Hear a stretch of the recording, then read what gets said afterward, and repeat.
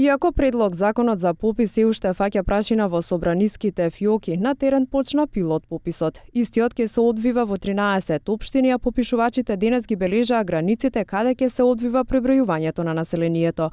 Од утре тие ќе тропнат на вратите од домовите на граѓаните. Прибирањето на податоците ќе почне во домаќинствата каде што завршува Скопски центар, а почнува кисела вода. Ги утврдуваме границите за да нема отстапување од тие граници, да видиме колку објекти имаме за попишување и што би попишувале. А од утре почнуваме да го попишуваме и населението. Пред да започне активноста имавме средби со единиците на локалната самоуправа каде што ќе се спроведува. Така да верувам дека ќе наидеме на поддршка затоа што сите сме свесни во државата колку ни се потребни податоците од пописот. Првиот човек на Заводот за статистика истакна дека со пописот нема да се преброи целата дијаспора, туку само оние лица кои имаат македонско државјанство. Истиот ќе бил спроведен согласно европските стандарди. Земјите кои што имаат проблем со емиграција можат да прибираат податоци за оваа категорија на населението, со тоа што не смеат да ја вклучат во категоријата вкупно население. Тоа исто ќе го направиме и ние. Нашата земја, за жал, е типично емиграционно подрачје и немаме евиденција за иселувањата. Ние не знаеме никој во земјата колкав ни е број на таа наша емиграција, односно на нашите државјани кои што живеат надвор од државата. Не правиме попис за политичките партии. Ние правиме попис за државата. На државата и требаат овие елементи за носи развојни политики. Пописот, сите земји во светот, членки на Обединетите нации, се обврзани да ги почитуваат овие препораки.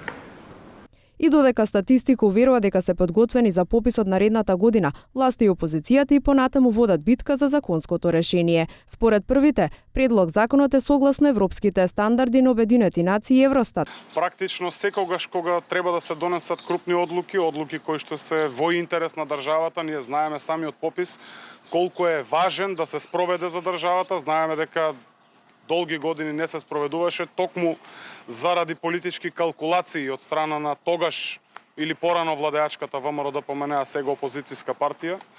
Јас очекувам дека сите политички субјекти ќе разберат суштината и потребата од пописот на населението. Според вторите не е. Критериумите на Евростат и на Обединетите нации јасно посочуваат дека во пописот влегува резидентното население. Тоа се универзални меѓународни критериуми, тоа се критериумите во кои што се спроведуваат во земјите членки на Европската унија и НАТО. За сега нова седница на Комисијата за европски прашања нема. Предходната експресно беше откажана откако опозицијската ВМРО-ДПМНЕ најави бојкот. Симовски најави средби со политичките партии со цел во најбрз можен рок да биде донесен законот.